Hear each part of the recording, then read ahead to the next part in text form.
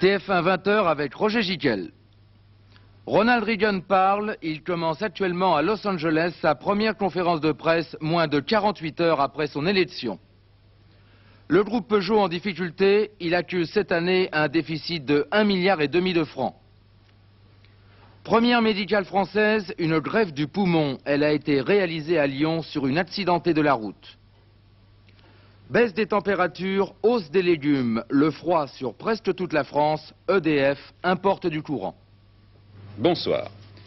Reagan galope à toute allure vers la Maison-Blanche. Il ne perd pas une minute, il est déjà tout à fait dans sa peau de président.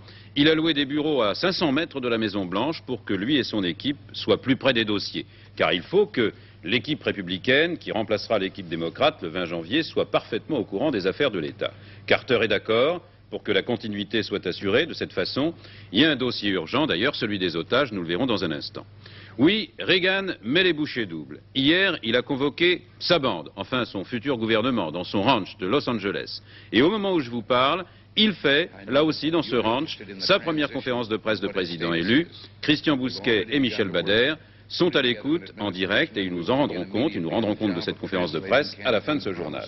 C'est une conférence de presse qu'on va éplucher d'ailleurs dans le monde entier, puisque on connaissait son programme, le programme de Reagan à travers sa campagne électorale. Il faut savoir maintenant s'il a évolué depuis son élection. Je remarque tout de même que Léonid Brejnev a félicité Ronald Reagan dans un télégramme en exprimant l'espoir que son activité de président servira les rapports entre les États-Unis et l'Union soviétique dans l'intérêt des deux peuples et dans l'intérêt de la paix. Et les commentaires de la presse soviétique font d'ailleurs preuve de modération, sinon de bienveillance à l'égard de Reagan, en accusant Carter d'avoir, lui, voulu saper le principe de la détente. Cela dit, je reviens au début, le dossier urgent à régler entre Carter et Reagan, c'est de savoir s'ils sont d'accord sur la manière d'obtenir la libération des otages de Téhéran. De Washington, Dominique Bomberger. Ne vous y trompez pas, quand Jimmy Carter a quitté la Maison-Blanche hier pour se rendre à Camp David, c'était avec esprit de retour. La Constitution américaine prévoit en effet très clairement que le président sortant reste en fonction et assume ses responsabilités pleinement jusqu'à la fin de son mandat. Autrement dit, jusqu'au 20 janvier prochain. Carter lui-même a déclaré qu'il continuerait à assumer toutes ses responsabilités dans l'affaire des otages. Et au département d'État, on disait que si l'équipe Reagan serait tenue informée des développements, il n'était pas question de mener les négociations avec les Iraniens, avec Carter et Reagan ensemble aux commandes de l'opération. A priori, cette attitude semble arranger tout le monde. Reagan ne souhaite certainement pas entrer à la Maison-Blanche avec 52 Américains toujours aux mains des Iraniens, tandis que Carter verrait certainement avec satisfaction sa présidence se terminer avec leur retour au pays. En fait, vu de Téhéran, ce n'est pas aussi simple. Les conditions posées dans le domaine financier, notamment, impliquent pour le retour des avoirs iraniens ou pour la récupération d'une partie de la fortune du Shah, une coopération qui va durer plusieurs mois. Or, certains leaders religieux ou gouvernementaux s'inquiètent du fait de savoir si Reagan tiendra les promesses que Carter pourrait faire. Alors que devant le Capitole, les préparatifs pour la cérémonie d'inauguration ont déjà commencé, une conclusion s'impose. Il faudra bien une coopération des deux équipes d'ici là pour régler la question. Si rien dans la Constitution ne l'exige, elle est de pratique relativement régulière. Le problème est que dans le passé, les élus et les sortants n'ont pas toujours fait preuve de bonne volonté dans leur rapport à cette occasion. Peut-être cette fois-ci, le fait que l'intérêt de Carter et de Reagan soit de voir les otages rentrer le plus rapidement possible, aidera-t-il à surmonter les blessures de la campagne électorale. Ce n'est pas, vous le savez, seulement Reagan qui sort victorieux des élections, c'est tout son parti républicain. Et il obtient notamment, ce parti, la majorité au Sénat. Et il se renforce à la Chambre des représentants. Alors avec encore Dominique Bomberger, l'ampleur de ces changements dans l'histoire du Congrès américain. Dominique Bomberger donc. Avant cette défaite de Carter, il aurait fallu remonter à 1932 pour assister au spectacle d'un président élu et non nommé, comme c'était le cas de Gerald Ford, se faisant battre au cours d'une tentative de réélection.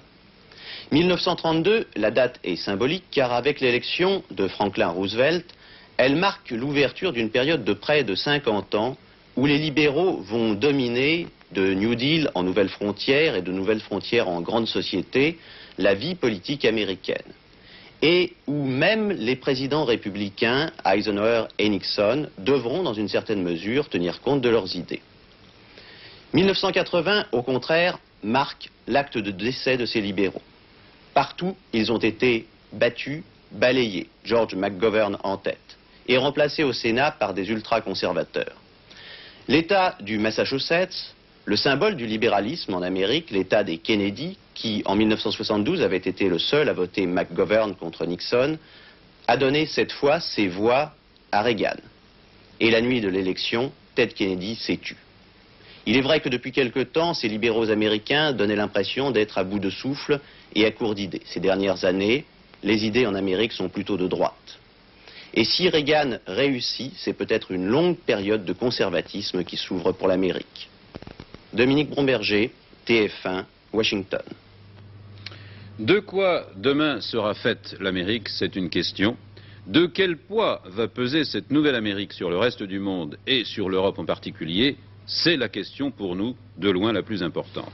Dans quelle mesure allons-nous payer la facture du redressement américain? Certaines paroles devraient déjà nous inquiéter. Le bras droit de Reagan voudrait réduire de 10% les importations aux États-Unis. 10% chaque année pendant 3 ans. Mais les Américains ne se priveront pas d'exporter en même temps. Ils ont déjà contre-attaqué dans un domaine précis, celui d'automobile.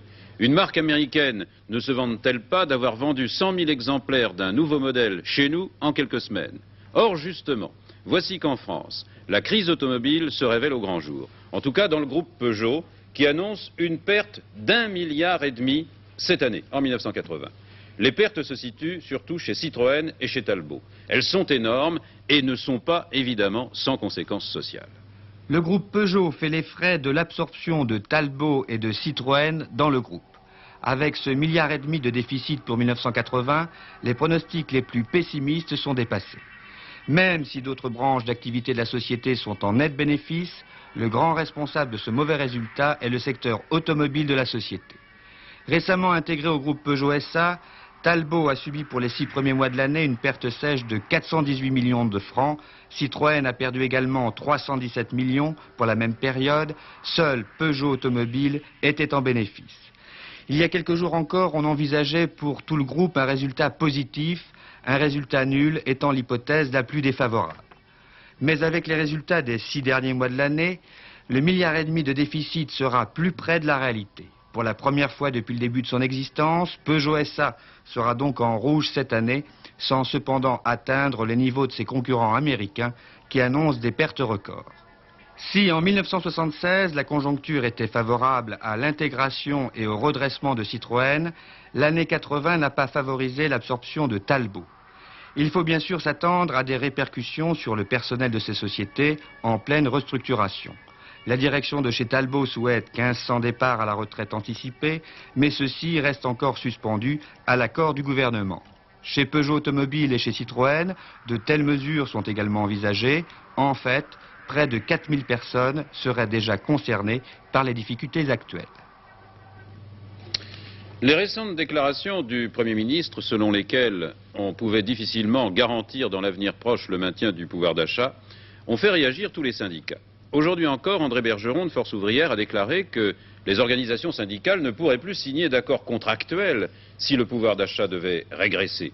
Et puis, il y a surtout aujourd'hui la réaction du RPR.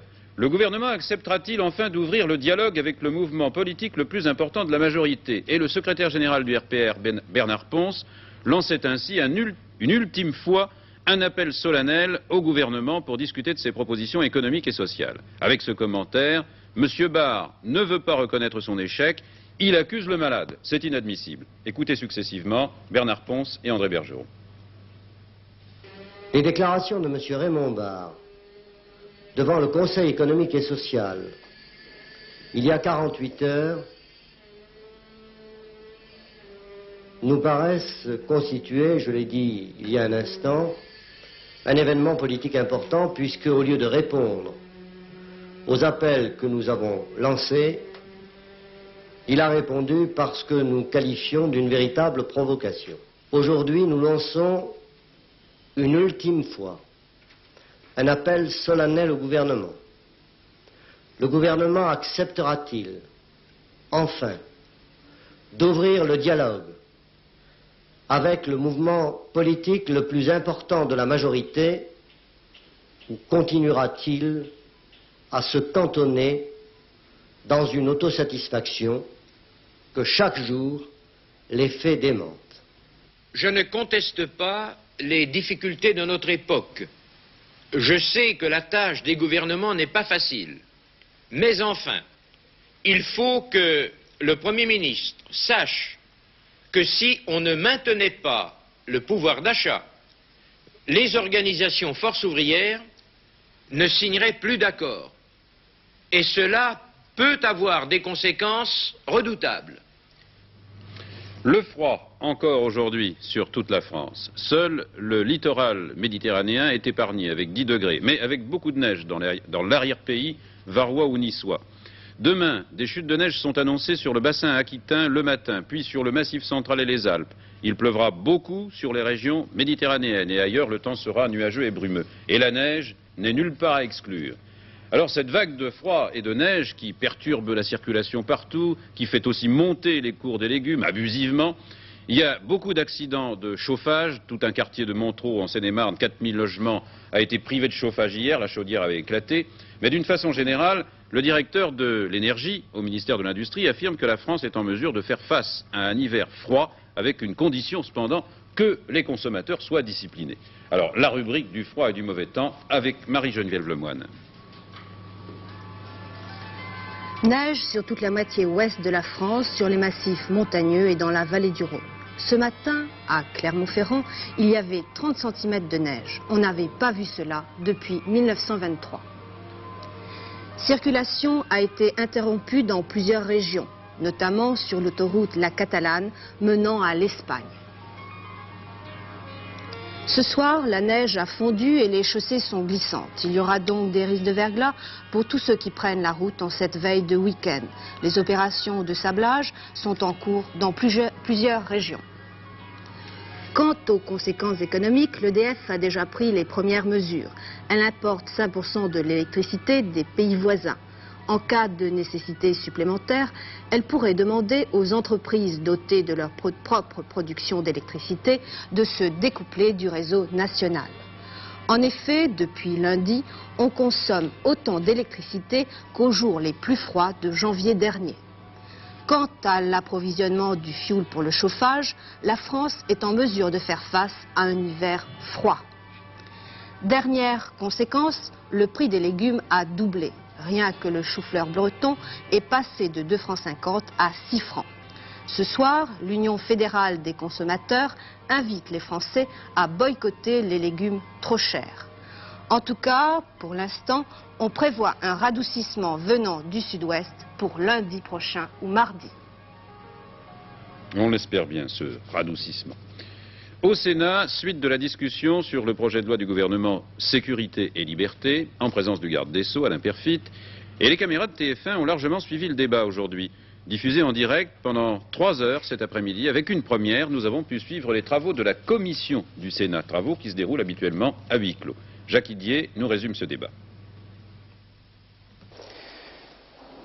Les objectifs de ce projet de loi qui a été discuté cet après-midi au Sénat sont simples, mais sa mise au point est extrêmement compliquée. Les objectifs, devant la montée de la criminalité, l'augmentation des agressions contre les personnes âgées, le pillage des demeures, les actes de vandalisme, les objectifs sont de restaurer la certitude de la peine pour les délinquants et d'accélérer les jugements. Le débat de cet après-midi a commencé par une réunion de la commission des lois du Sénat suivie d'une séance plénière.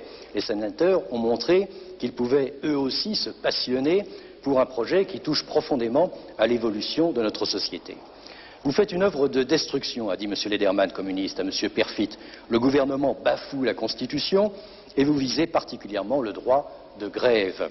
Monsieur Ciccolini, socialiste, vous êtes en passe de devenir le ministre de l'Injustice. Monsieur Mercier, radical de gauche, le texte marque une rupture avec l'évolution de notre droit pénal depuis un siècle.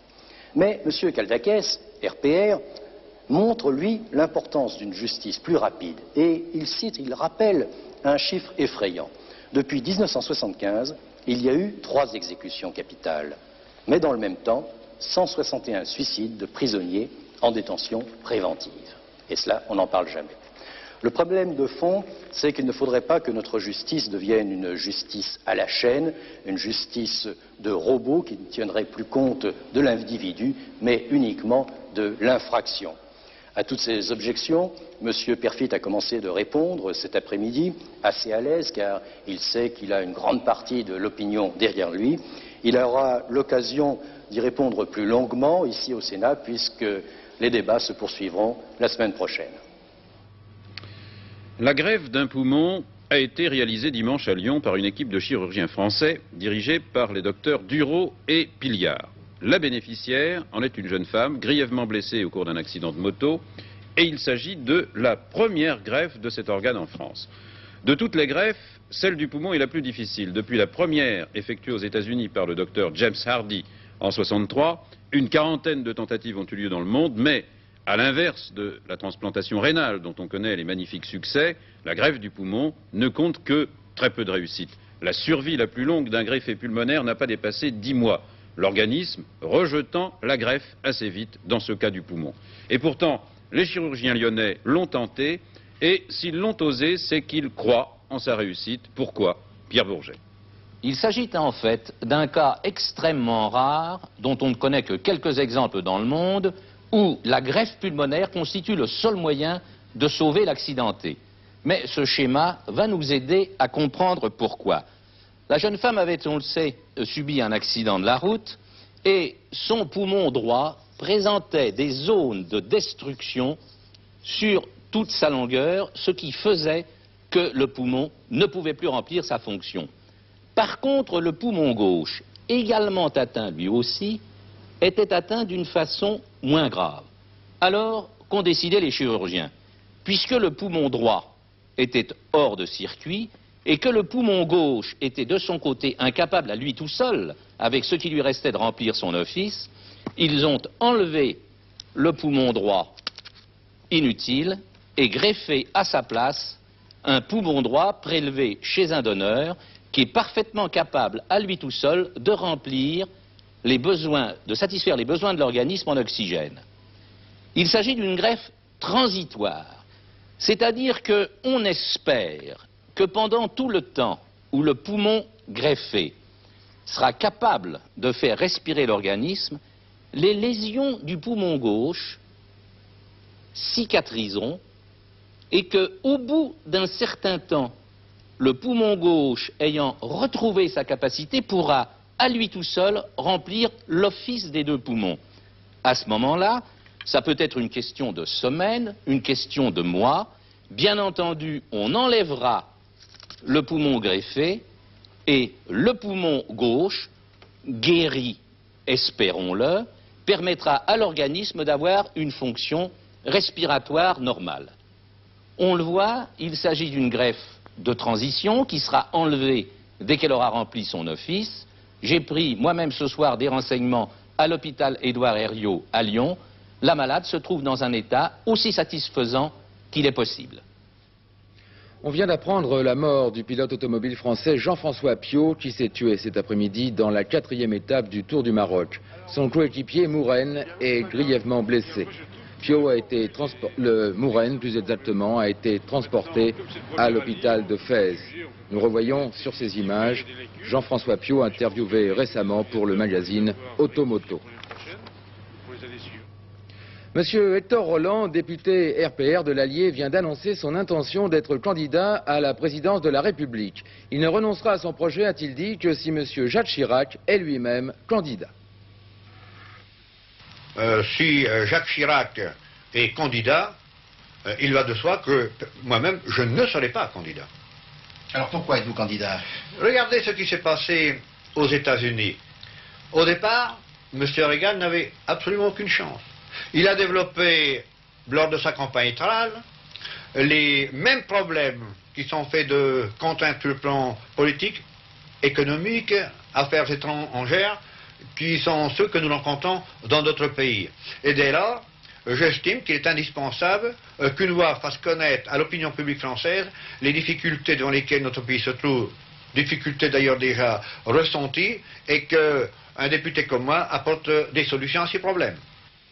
Arlette Laguillet a réaffirmé pour sa part ce matin sa candidature à l'élection présidentielle en annonçant qu'elle avait recueilli 500 promesses de signature d'élus en vue du dépôt officiel de sa candidature. Pour Arlette Laguillet, vous allez l'entendre, la seule solution à la crise est la révolution sociale. Face à tous ceux qui nous endorment, en essayant de nous persuader que tout va pour le mieux dans le moins pire des mondes possibles, face à tous ceux qui nous bercent d'illusions, en nous proposant de rafistoler le système, seuls les révolutionnaires disent clairement que la seule issue raisonnable, c'est de mettre fin à ce système pour le remplacer par un autre, plus humain, plus juste, plus respectueux des hommes et des femmes comme de la planète qui les porte. Des comités de soutien à la candidature de Michel Debré à la présidence de la République ont été constitués dans 30 départements. La liste en a été rendue publique aujourd'hui. 5 membres de la commission exécutive de la CGT et militants du Parti socialiste s'inquiètent dans une déclaration commune, je cite, de ce que pourrait être la position de la CGT pendant la campagne des élections présidentielles. On voit dès aujourd'hui, ont-ils précisé, au programme de quels candidats vont les préférences de la majorité de la direction de la CGT. L'Union pour la démocratie française vient de présenter un livre blanc et un ensemble de propositions intéressant les cadres. Et ceci à la veille de l'ouverture de la Convention nationale de la CGC qui doit réunir environ 3000 cadres demain à Vincennes. Cette convention va se prononcer sur la présentation d'un candidat de la Confédération aux élections présidentielles. Passation de pouvoir cet après-midi au secrétariat d'État au PTT. Norbert Segard a présenté son successeur, Pierre Ribes, à ses collaborateurs qui ont travaillé à ses côtés pendant 4 ans et demi. Je vous rappelle que Norbert Segard a été nommé hier soir ministre délégué auprès du Premier ministre, chargé d'étudier les conditions d'adaptation de la société et des administrations françaises aux nouvelles techniques. Pierre Ribes, pour sa part, qui était député RPR des Yvelines, sera remplacé à l'Assemblée nationale par son suppléant, M. Christian Koumel. Sur TF1 ce soir à 21h30, le magazine économique L'Enjeu de François de Closet, Emmanuel Delataille et Alain Veller. Au sommaire, les géants du grain, les grandes compagnies qui contrôlent le commerce mondial des céréales, Lundal est française, les révolutions du commerce, quand les géants de la distribution affrontent ceux de l'industrie. Enfin, le drame de la Côte d'Ivoire, une réussite économique victime de la spéculation sur les matières premières. Le magazine L'Enjeu suivra un épisode de la série Les Chevaux du Soleil, réalisé par François Villiers d'après l'œuvre de Jules Roy. Une série qui retrace l'histoire de l'Algérie. C'est aussi l'Algérie qui a inspiré l'œuvre de Louis Gardel, qui vient d'obtenir aujourd'hui le Grand Prix du roman de l'Académie française pour son livre Fort Sagan. Fort Sagan est publié aux éditions du Seuil. Excellente performance hier soir de l'équipe de football de Sochaux en coupe de l'UEFA. Sochaux est allé battre l'équipe portugaise de Boavista Porto par 1-0. C'est le numéro 8 de Sochaux, Durkalic, qui a inscrit ce but à la 75e minute sur une remise de la tête de Patrick Revelli, but que nous allons voir dans un instant. Le voilà. Il a failli rater, mais il a bien été marqué et Sochaux s'est ainsi qualifié pour les 8e de finale de la Coupe UEFA, tout comme Saint-Étienne d'ailleurs. Il y avait un tiercé aujourd'hui à Vincennes, la combinaison gagnante est le 9, le 10 et le 12. Les rapports dans l'ordre pour 5 francs, 13 657 francs 50, et dans un ordre différent, toujours pour 5 francs, 2 731 francs 50. Voilà. Alors, nous allons revenir maintenant à la conférence de presse du président élu des États-Unis, Ronald Reagan, qui a commencé à Los Angeles il y a maintenant plus de 24 minutes, 25 minutes, juste au début de ce journal. Christian Bousquet et Michel Bader ont écouté cette conférence de presse pour vous.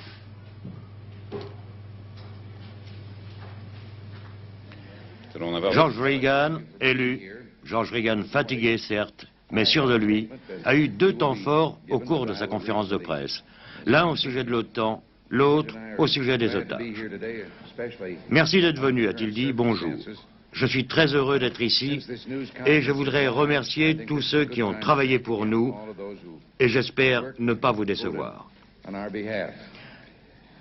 Nous allons commencer à traduire dans les faits les promesses de la campagne.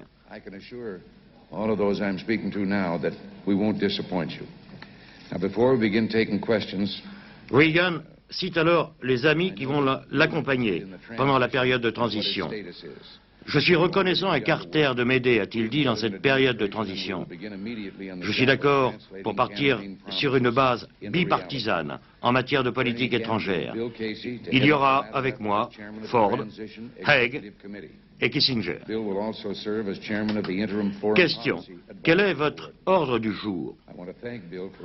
Je tiendrai mes promesses et je travaillerai avec le Congrès. Now, he's asked to go back to his law firm, but he has agreed to serve as chairman of these two committees as well. I'm asking Ann Armstrong, former ambassador... Aviez-vous besoin de Bush pour gagner? J'espère avoir avec lui des rapports d'équipe, mais aussi d'amitié. And I'm pleased that Senator Paul Laxalt... À la question de la défense de ceux qui sont persécutés, à propos de la Pologne, Reagan répond « La politique agressive de l'Union soviétique sera discutée d'une façon globale et non pas géographique. » Avez-vous un plan pour libérer les otages?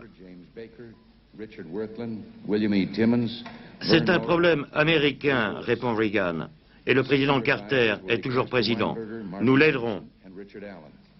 Mais nous ne nous immiscerons pas dans ce problème. J'espère que les Iraniens comprendront qu'ils n'ont pas intérêt à attendre trop longtemps.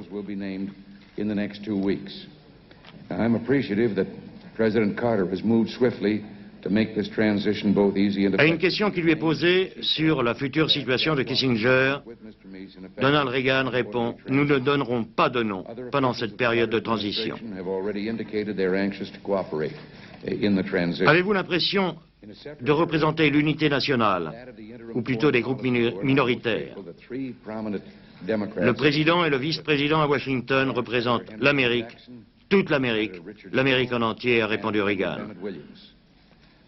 Et comme c'était un journaliste sud-américain qui lui posait la question, il a répondu « Nous sommes voisins et nous ferons des efforts pour rapprocher les peuples des Amériques dans leur détermination de rester libres. En ce qui me concerne, je ferai tout pour cela. » En ce qui concerne l'OTAN, Reagan répond « Nous croyons en l'importance de l'OTAN et nous voulons que nos alliés aient à nouveau confiance en notre parole, en la parole des États-Unis. »